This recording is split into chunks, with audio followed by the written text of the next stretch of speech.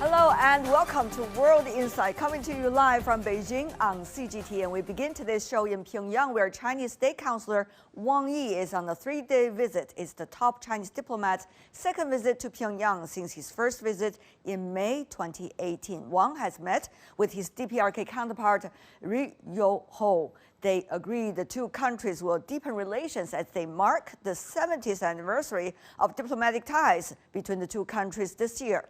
Economic and diplomatic matters top the agenda at the talks.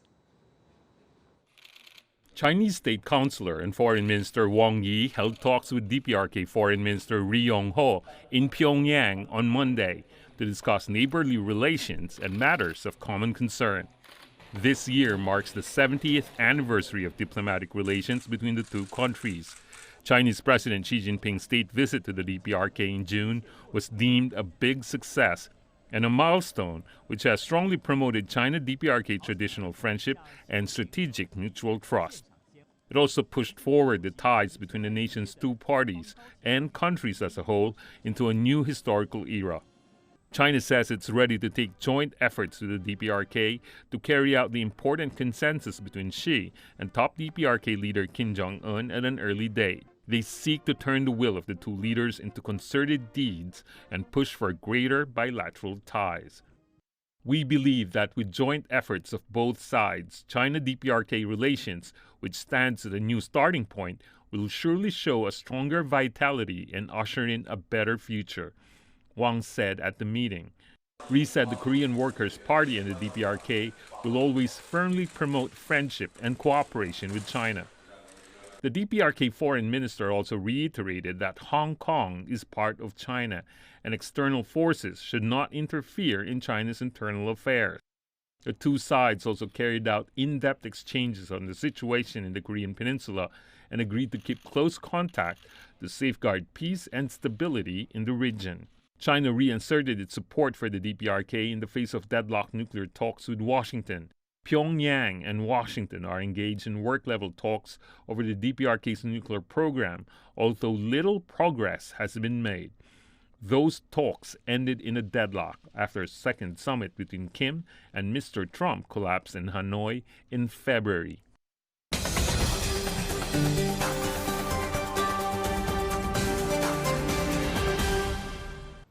For Wang Yi's visit to Pyongyang in Washington, we have Soo Kim, a policy analyst at the RAND Corporation and a former CIA North Korea analyst. Welcome to the program. Joining us in Boston in the U.S., Jim Walsh, a senior research associate at MIT's Security Studies program.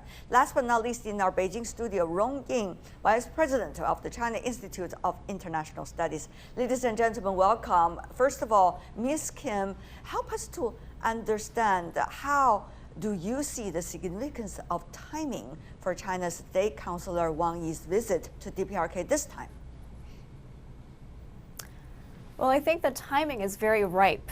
They have this pretext where they're celebrating or commemorating the 70th anniversary of North Korea's founding, as well as the 71st or the 70th anniversary of China-DPRK diplomatic ties. So that sets the landscape. But importantly, what's going on is that China and North Korea are once again cementing their diplomatic long-standing ties so that it helps North Korea pressure the United States in the midst of these stalled negotiations over its nuclear weapons program. So.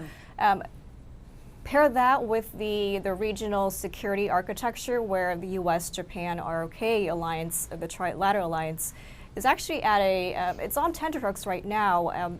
It places a lot of things under question. So the Beijing factor coming in at this point is only going to support and to strengthen North Korea's position right now. I see. And Mr. Rong, do you agree with your American counterpart's analysis of the latest? You know, there are so many moving factors as we speak, whether it's about DPRK nuclear issue or about the regional security and peace. Mr. Rong. Yes, indeed. I think if you look at the situation on the peninsula, particularly regarding the two important issues, the complete denuclearization, the process, and the political settlement of the Korean Korean Peninsula issue, there are some uncertainties and there are some great influx. But I think my sort of answer or reading of this visit is it is well timed, but it is also very well planned because, as we all know, that China, during the last visit, President Xi, the first ever state visit, they agreed they're going to celebrate the 70th anniversary of the establishment of diplomatic relations. It is also going to be the celebration, of course, the 70th anniversary of the founding of New China. So the China factor is, of course, is always there, but it is, as the news release says, that if we read carefully, I think in addition to all these good statements, wordings, and French retaliation of the deepening of relation, there's one important factor I would like which is the two sides committed to work together to play a bigger role to safeguard peace and stability of the peninsula. So I don't think China is helping North Korea. If North Korea really going ahead, to pursue, that is something China would like to the role play, but not helping North Korea to sort of to be intransigent or to be sort of more seek more to pressurize the United States. Rather, China encouraging the North Korea and the United States to go sort of so-called halfway together to continue to implement the commitment to continue to work together for the the peace and stability. I see. Mr. Walsh, what do you make of it? China's 70th anniversary is a big anniversary for China, of course, and there are a lot of things going on that would only make China ever more wants to celebrate this very important historic occasion. On the other hand, we have also seen that the bilateral relations between China and the DPRK experienced ups and downs over the 7 decades as we speak, and strategically, at different stages of life, in a way, have been looking for each other for different kinds of cooperation. So, Mr. Walsh, your thoughts? Yeah, Tian, I think you're absolutely right to try to put this in some historical context. If you look not at President Xi's most recent visit to North Korea, but 14, 15 years prior to that, that sort of gives you a hint of what's happening now when the Chinese officials visited a different North Korean leader a long time ago. What do I mean by that? And it's referenced in your introductory report. When this has happened in the past, when state leaders have visited North Korea, it normally means consolidating and adding momentum to the bilateral relationship. That's what happened 15 years ago. That's what's happening now. Those visits don't happen by accident. They're well planned. They have intended consequences, and people expect political momentum from them. And so since we've had that meeting, we've had lots of Chinese officials visiting. And so I think this is part of the deepening the process. After all, they're neighbors. They sit right next to each other. They are nuclear weapon states. They are in a region of some tension and conflict. That all makes sense. I would add one other factor that hasn't been mentioned by my wise colleagues. This comes at a time, and is different than what we've seen in the past. This comes at a time when the U.S.-China bilateral relationship is especially bad, particularly around the trade war. And so, for the past several years, China has been supportive of the sanctions process, supportive of the international diplomatic process to try to denuclearize the North. But one wonders if this U.S.-China relationship continues to go badly, if it continues to deteriorate, whether, and I've never said this before, I've always rejected it, but there may be a point where one issue starts to influence the other issue, where the U.S.-China bad relationship ends up affecting the China-North Korea relationship. We'll have to wait and see if that happens, but right now, they're driving a train forward. Mr. Rong, do you see it that way? No, absolutely. I think at the very beginning when President Trump came to power, and he would like to link these two issues together, which China totally, I think, don't agree with. What are the two issues you just the talked trade about? issues and the China-U.S. trade issues, and the North Korea's nuclear issues, or the denuclearization of the issues. China made it very clear it's a totally different issue. I think I would add one more dimension is the relationship between China and North Korea in the past years. I mean, since the Chairman Kim Jong-un visited China last year, so far there have been fifth sort of meetings between two leaders. And you look at that, then you find that how far the relationship has changed. That's why I think during the last visit by President Xi, the leaders agreed that this relationship now entered a new era, or the historical new sort of stage. What does it mean? It means that the two sides has reached some understanding how to develop the relationship bilaterally, but more importantly, how to manage the differences on the question of denuclearization, which China made very clear. In your understanding, Mr. Rong, how do you think the two sides have got to consensus about the understanding of the denuclearization issue? I think if you follow these statements, you would find that North Korea has explicitly made a commitment that it would go for denuclearization, and they would like to committed to the political settlement of the Korean Peninsula issue. They would like to continue, despite the difficulties, with the support and encouragement of China to seek a solution to address its concerns, legitimate concerns, through dialogues with the United States. The so-called parallel issue, exactly. I think that's something that China has played that's a credit China should be earned and should be respected, and that has nothing to do with the relationship, as I say.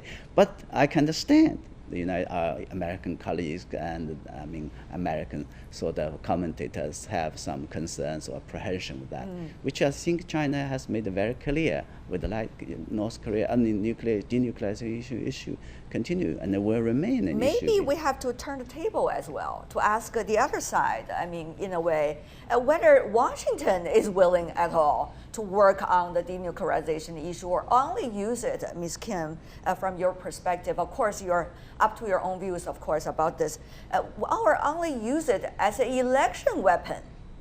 An election weapon for the U.S. General election and presidential election, not necessarily looking at the general interests of the region. Well, so if we do look at it wholly as an election issue, then I think whoever is going to be taking up whatever's left behind is going to have to deal with not just a nuclear-armed North Korea, but a Northeast Asia region that might actually the configuration might actually look entirely different from what it does right now, with South Korea recently pulling out of GSOMIA, with the South Korean president currently in Thailand and Southeast Asia, where he wants to sign a GSOMIA with Thailand, looking at pivot to the Southeast Asian countries.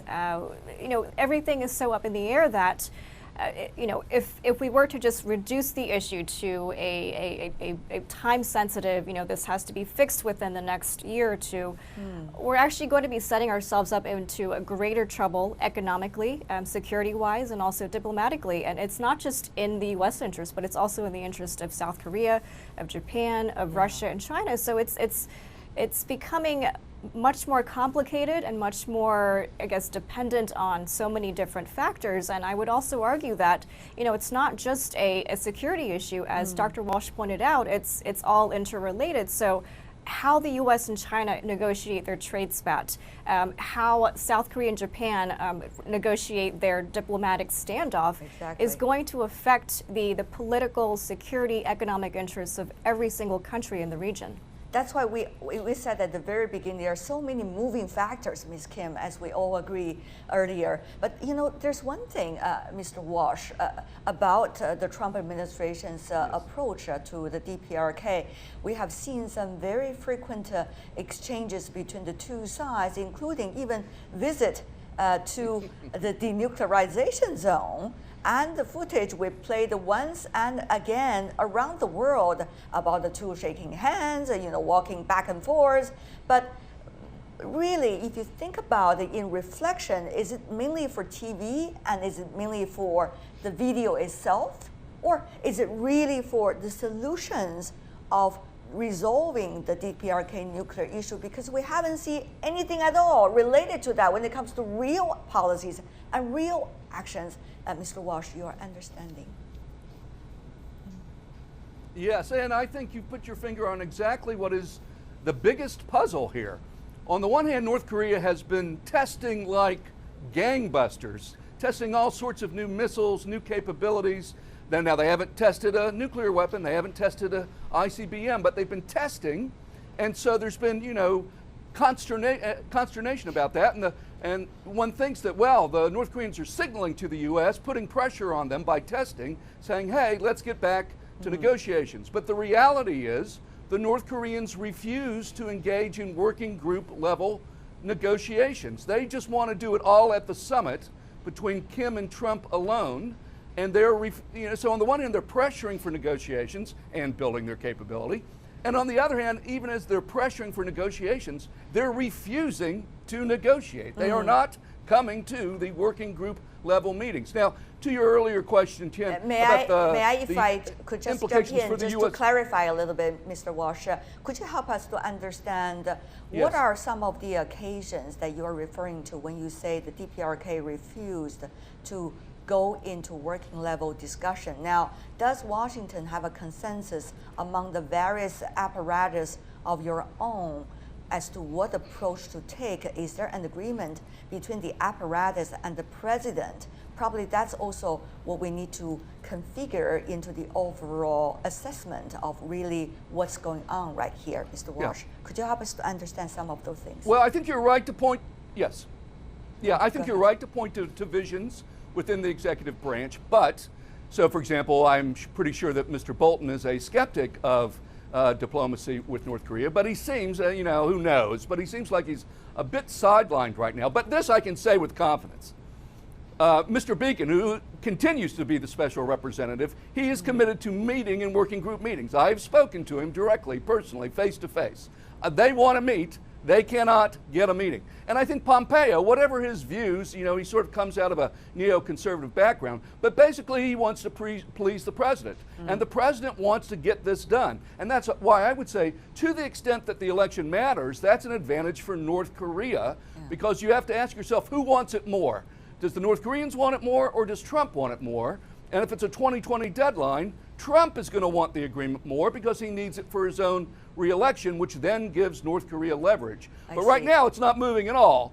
And, so I think that's why we're so confused. That's why we need a discussion about this, right? I mean, what exactly is going on over there? Mr. Rong, also your thoughts. Of course, you are not in the White House. You are not in Pyongyang either. But, what is your assessment about whether the two sides really, earlier six-party talks, everybody applauded it, but it didn't get the result, even though China made the utmost effort to put everything together, everybody together, and probably lock them in, so talk to one another, but they didn't work.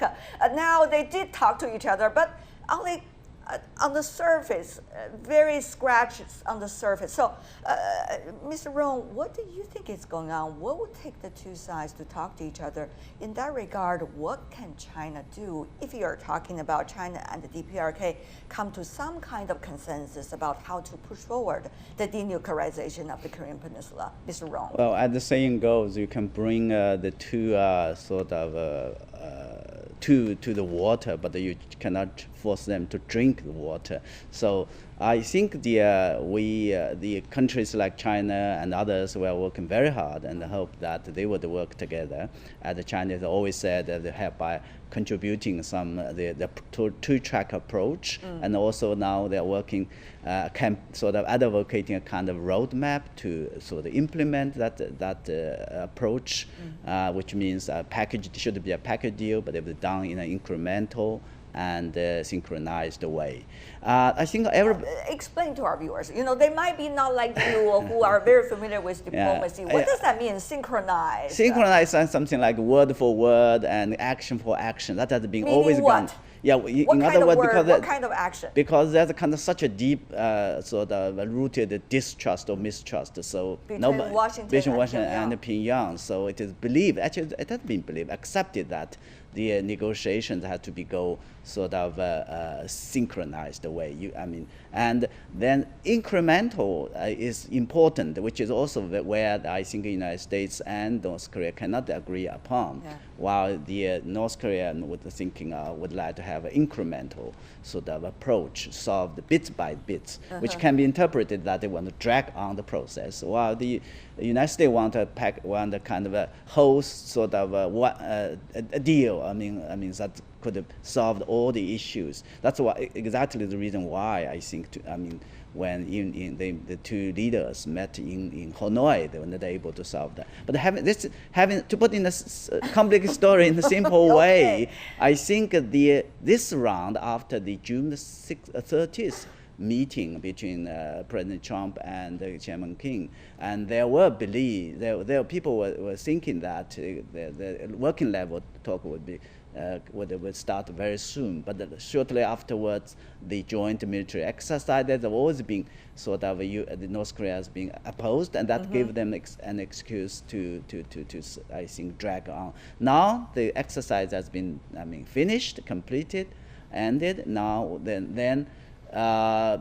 Some remarks about right. like the so there are some reasons for that, and I think.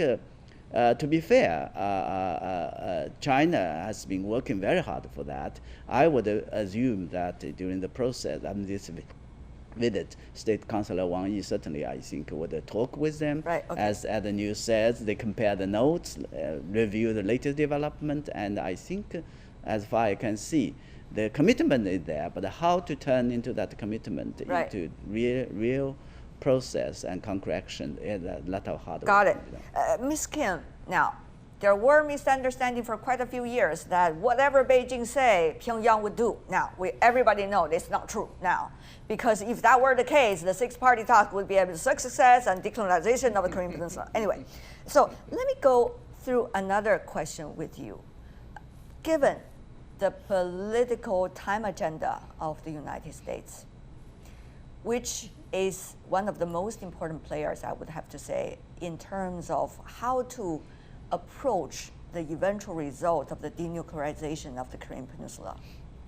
Not only its relations with the DPRK, but also its relations with the other Northeast Asian nations, such as Japan, such as South Korea, and now even China, because of the things going on between the two countries. What do you expect with the strategy, if there were any, coming from the U.S., looking at all the latest development? So recently, I think this is going to indirectly answer your question, but recently there was a South Korean editorial where they talked about how this strategy of response to North Korea we weren't really making North Korea move, but it was actually South Korea that was actually changing and conforming to this North Korea route that won't budge. And I suspect and I fear that this dynamic that we see with Washington, between Washington and Pyongyang, between Washington and some of the regional players, is that the strategy that we have so far does not seem to be tethered to an ultimate goal that we see. So it really depends on the whims of whoever's at the helm of the leadership.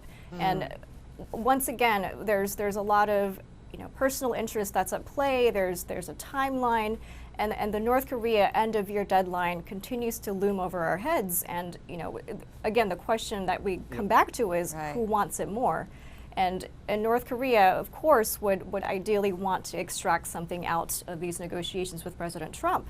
But at the same time, it's Washington that has a measurement of success of having to point to some sort of a legacy for presidency. So I fear and I suspect that it's going to be whoever's going to be conforming. I think would be whoever wants it more, and I think it's pretty evident as things have played out in the past year, who wants it more. Okay, before we go, I want to have everybody, just one or two sentences if we can. Where are we going from here? Let's just say from now until election? Well, maybe too long a stretch of time for anybody to think about it, but Mr. Walsh, go ahead, you're always the brave one. All right, I'll say past is prologue. We're going to head to yet another summit, and either it will succeed and Donald Trump will get what he wants for re-election, but the question is at what cost, or it will fail and we will see a resumption of nuclear and long-range testing. I see. But there'll be another summit, and it'll be make or break because it's going to be late in the game. Wow, quite a prediction. Ms. Kim? More provocations, escalation from North Korea. I think South Korea is going to continue to be intent and anxious about how it's going to be inserting itself and Moon's promises to Kim Jong-un. Perhaps another summit down the road, and it depends on how things play out after that. Mr. Rong, 70th anniversary, at least there's something we can look at. And what's next? Yeah, certainly I think China will continue to be proactive as it used to be. As you said that, the most important thing at this moment, of course, we are celebrating the 70th anniversary, and we don't want any provocations and tensions on the peninsula. But equally important, I think the two sides, the direct parties concerned, the United States has to be more flexible in some sense, and North Korea has to be more realistic, and they have to work together. To meet each other halfway to. It sounds like, ladies and gentlemen, we are already having a six-party talks discussion.